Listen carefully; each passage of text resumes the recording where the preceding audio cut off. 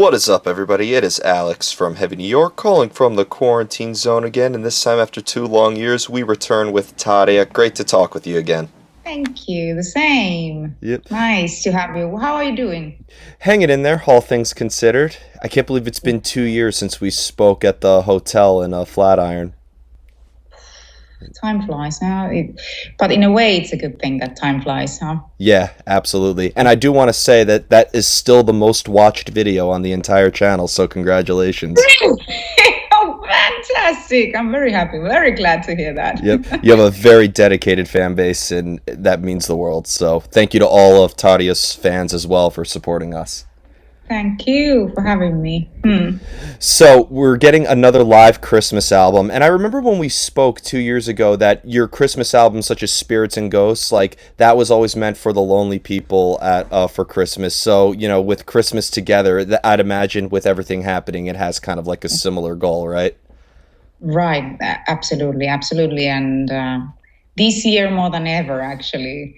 This live album was recorded last year and from Czech Republic and from Hradec Králové, a city that I was visiting for the first time, and Olomouc also. And so Czech Republic has embraced me as an artist. I've been able to go there to make different kind of events, classical concerts, symphonic concerts, and also, of course, rock concerts.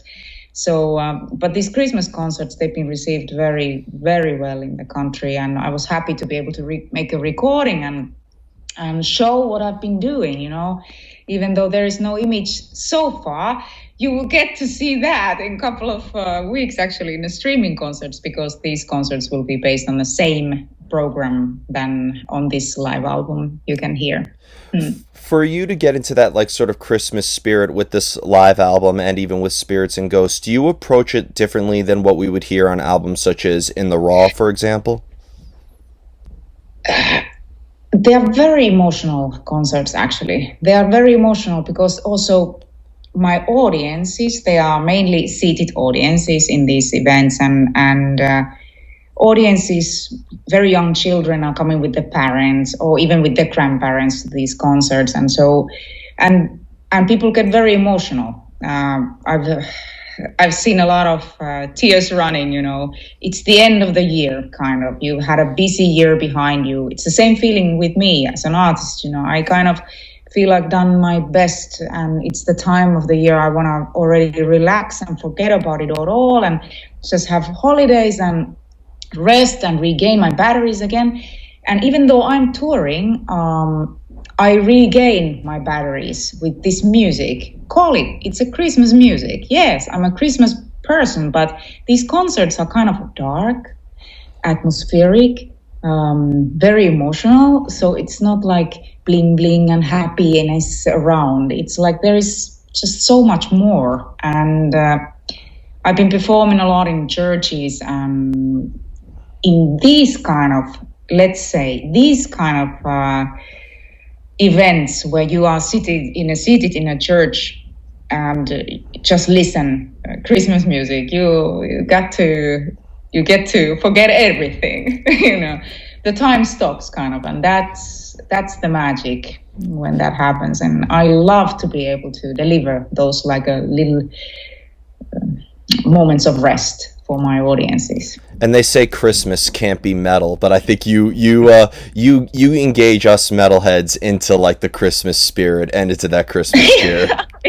Yeah, I mean, I am very happy person myself. A very positive person myself, I have to say. But there is a certain amount of darkness in me that I know many of us will even hate the whole ideology behind Christmas, or when the time comes, people cannot stand for it. And that is also for me. It has been very hard time of year. My mother passed by some years ago, and I lost the whole magic of Christmas with her, kind of. And so I know that.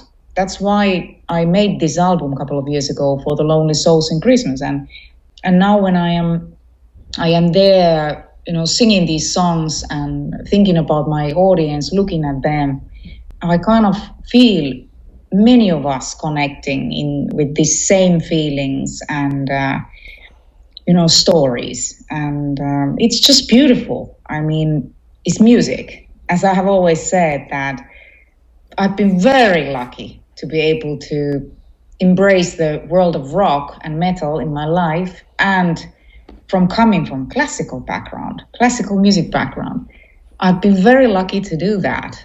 I mean, what would have it been, if I wouldn't have been able to take the challenge and become who I am today? I mean, Yeah. it's there is just so much beautiful music around. And I meant to ask that 2 years ago because I feel like you play like these Christmas shows. I'd imagine you have a dedicated fan base, but I think you also have a very diverse fan base because I could see you play at like Carnegie Hall or a Broadway musical, but I could also I don't know if you've played these festivals in particular, but like Wacken or Hellfest or Grass Pop or Sure. Download. So All of them. yeah, so I'd imagine that you've noticed many different fans in that at your shows as well. Surely. But that is how I entered the whole metal scene, like a weirdy birdie coming from classical world completely. And that's how I've also approached so wide audience, people coming towards me telling their stories. They had no knowledge of opera or no knowledge of classical music whatsoever. They heard me singing and they went and listened to certain opera and they fell in love with that world too. So it's possible. It's music. It's emotions. Your style of music, like with you or Epica or Within Temptation, what's so funny is like I see a mosh pit in one section, but then I see like very classy people like in the seats, like analyzing it, like very, very, very, very like Yeah, stone faced. So yeah, yeah, I feel like your yeah. concerts are the most diverse concerts as well. Yeah. Of course it is, and but also my classical concerts. They are really absolutely diverse. Yeah, I see people coming with suits, and I see people with the heavy metal T-shirts, and it's all. Hey, what? There are rules? There are no rules. Absolutely. And Yeah. like when you take a classical album like Ave Maria or like, warrior more metal oriented stuff such as Colors in the Dark or The Shadow Self, do you like is maybe there a mind frame that's different depending if it's a Christmas album or a classical album, or is there a usual maybe method behind the madness that applies to everything? Certain amount of madness applies to every of my productions. I mean, I'm a very productive person, and I love putting challenging myself. That is the word. I mean, I really every time I jump into a project, new production, I really go for it 100%. And but it needs to be challenging.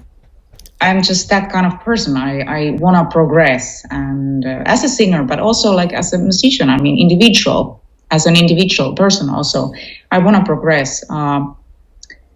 So I kind of put those challenges in front of me.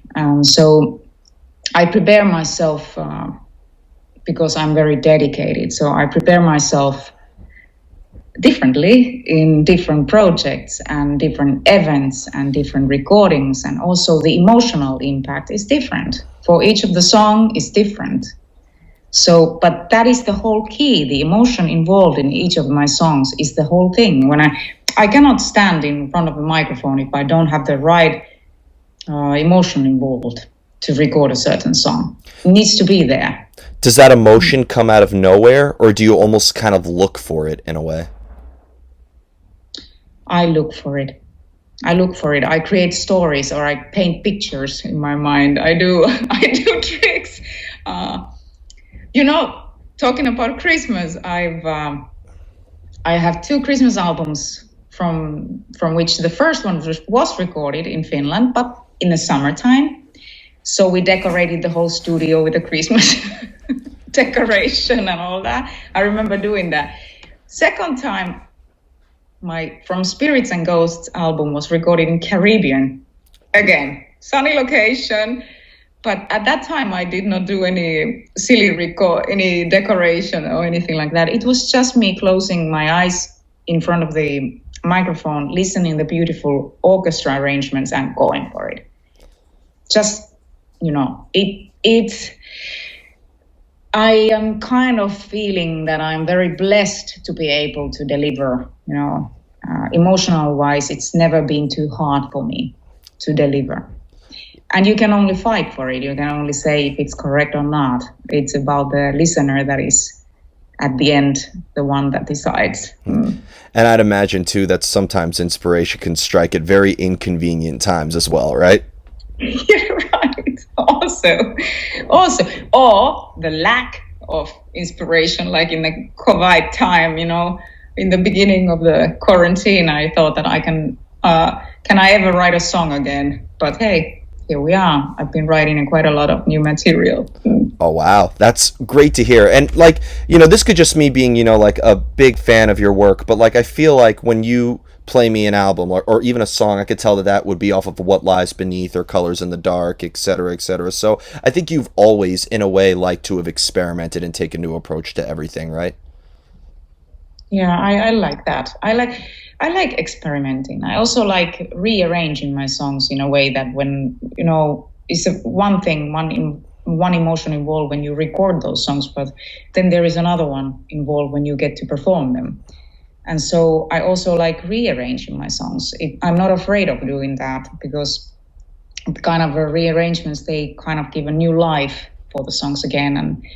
And as a performing artist, you tend to play those songs pretty many times. And so it's kind of nice sometimes to rip it down and do it only a piano version or just like a acoustic version. Or I'm not afraid of that kind of things. So productive. Yes, that's a part of me. I'm kind of onward going artist. Any death metal coming soon from Tarja? Heavy metal album? Yeah. Sorry. Like a death metal album or a black? Really shock the fans? No. Well, I have been I've been writing new songs for new, let's say, heavy rock album, but I just started my European tour with my In the Raw album, and we just started, and we needed to finish it in the middle of a tour. We needed to take the milk train back home because the COVID hit the European market very hard and territory very hard, and so that was unfortunate. So my last shows have been, those shows in March, and so I'm still waiting to get on tour with that album, and so that needs to be, give me a life for a couple of years more. That album still before the new rock album. But hey, there are other albums coming out. There are other projects coming out next year. There is an electronic music project, and there is my best of DVD video recording album coming out. There are some collaborations. Yeah. That you will get to know more about pretty soon. So nice things happening. I've been saying that when this whole uncertainty and all this confusion is over, that we're going to enter, I think, the best era of art of all time, like a new age renaissance. I think every concert will be sold out, no matter who it is or what show it is or anything. Yeah, and we artists, we are gonna break all our bones. I think I am so kind of, that is my only concern, that how much it will hurt after the first concerts, because it will be like that. I am so looking forward to get back on the road, and I miss my fans, but I miss my musicians, my band, my crew, everybody. The whole idea of being out there. Yeah. And, when it comes, the first time I saw you live actually was at the Gramercy Theater show that you did back in 2018 when we first met. And, seeing you perform live is a very different experience from simply listening to you. But being that you have such, classic vocal training and, you really know how to handle your voice, is there maybe a similar element to playing live as there are when you're in recording, or is playing live and recording two completely separate arts altogether?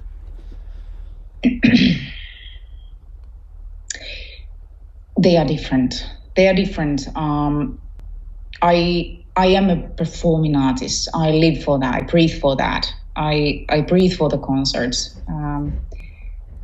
Of course, it's not that it's like difficult for me being in a recording studio. I'm recording my own. I'm doing alone my recordings at the moment. I used to even have a recording engineer with me. I do not have it anymore. I'm just recording here in my recording studio. It's not even a studio, in my living room. Yeah, which we can't see because of the background. I'm very relaxed. Yeah, I'm just super relaxed when I'm singing at home. It's not like I need to check out the time and when is I depend on somebody. I'm alone. I am super relaxed. But still, when I get to perform for a live audience with that energy that my fans they are giving me is coming straight to my heart, and I want to just give it all back to them. That is something that is not. I cannot compare that feeling, that atmosphere, that impact with anything else in life. And so I can prepare myself for the live performances. I need to, but it's the moment is always, every time is different. Every concert is still different. Every audience is different as we go. And that's the magic of being able to do this. I mean, to go along with all this roller coaster ride and survive.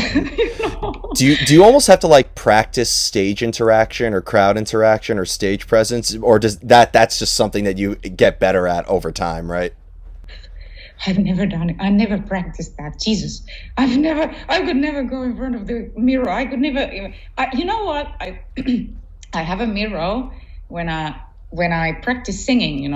I practice my lyrical technique. I'm doing that, and more than ever during this year, I've been really singing hard. So I think that when I get out of there, it's like my voice is like a boom. That's never been so strong because it's really, it has been resting now, and my whole body, because the body is the one that works in singing. So it's been really actually good rest. But I have a mirror, and it's always there next to me, just to check out my posture, to check that I'm not doing some funny faces or anything like that. But I can never look at it. I can never look at it. So I would never practice my how to perform or where to stand or what to do. I just look afterwards like, oh, shite, what I needed to do, like why I do like that. But there is no practice involved.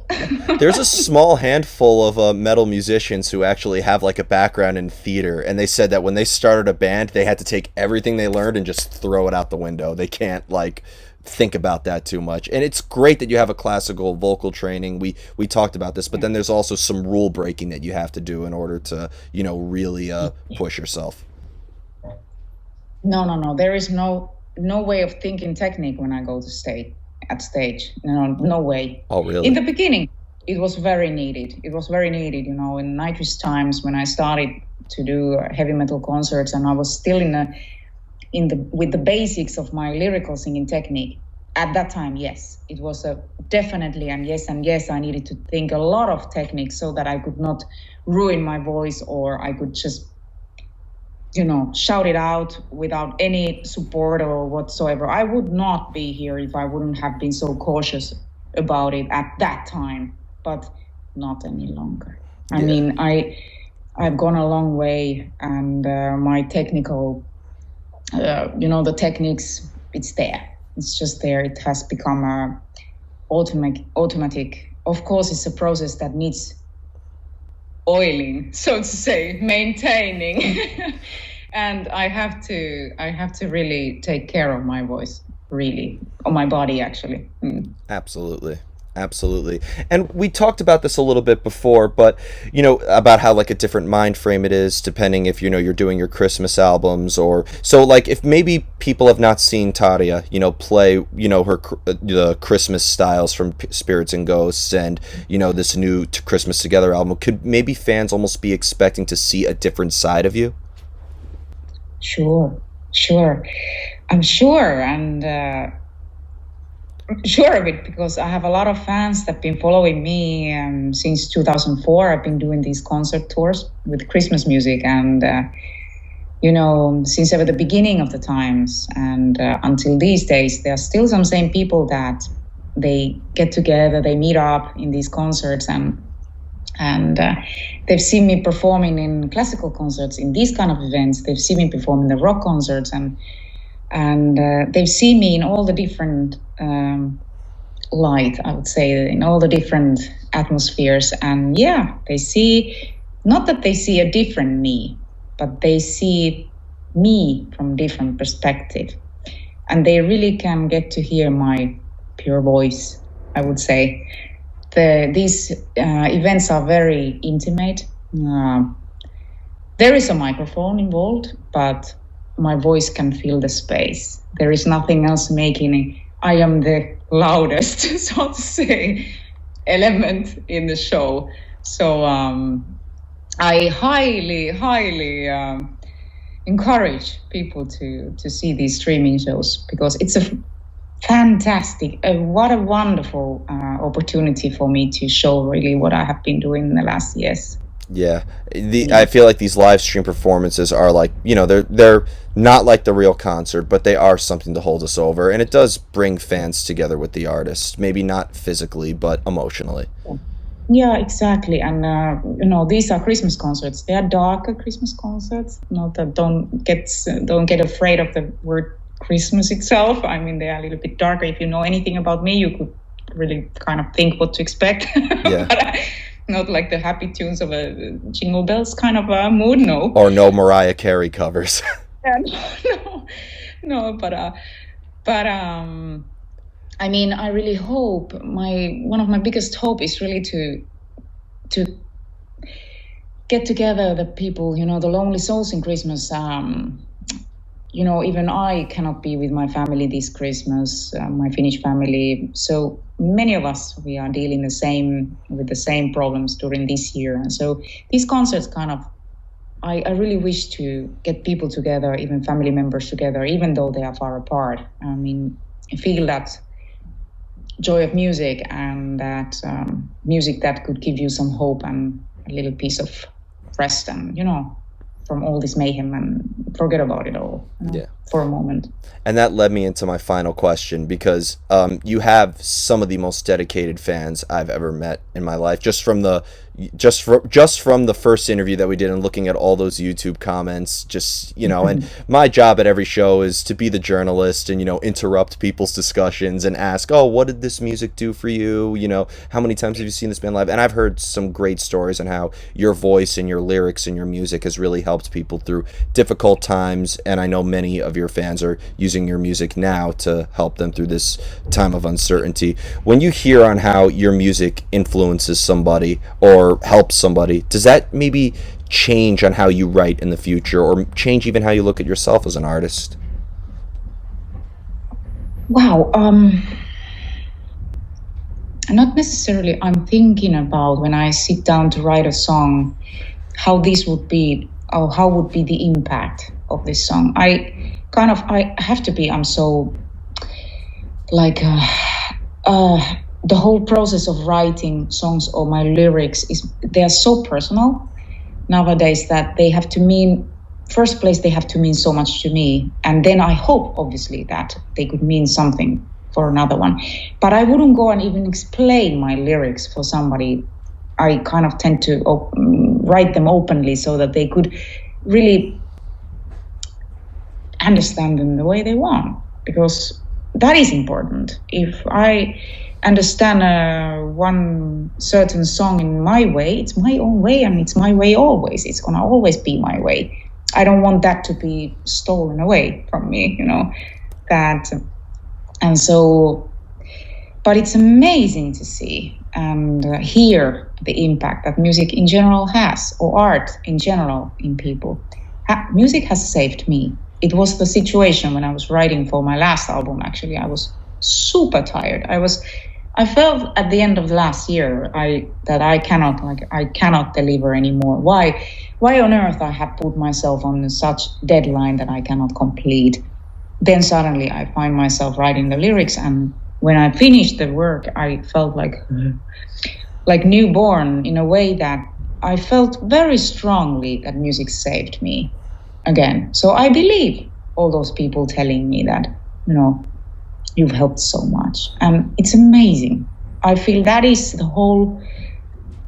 That's why I'm here. That's why I'm loving music, and that's why what I'm doing. That is why. That's why Yeah. with your last album, In the Raw, that was probably my favorite album title, because I feel like all of your albums, whether it's your solo stuff or anything you've done in the past, like it is so raw. It's there's an emotion that people could feel from it, even if there weren't lyrics and you just hummed or sang the melody. I feel like you would express that emotion very dearly, and that's what people. Music is a language in itself, and I think you've helped people really interpret it in their own way and are able to feel things from it. Thank you. I'm happy to hear that. So, before we go, I want to thank you so much again for your time. Great to talk to you again. Is there just Thank you. anything? Is there just anything else with the release of Christmas Together that you would like to promote, or anything else going on? No, I just want to say thank you for all of you, and yeah, I wish you happy holidays. I mean, happy holidays in all of this that we are living together globally at the moment. I wish you a lot of strength, and I wish you could keep the positive mind despite of all this, because the positiveness in the end will be our force, and we will get together very soon again, and we will rock it like hell of a, like never before. We'll People do it. people will be crowd surfing to like the slowest song in your set. That's how much people will be like missing it. Like, but thank you so much, Tarja. Everybody, Tarja, be sure to check out Christmas Together. This is Alex from Heavy New York. We will see you next time.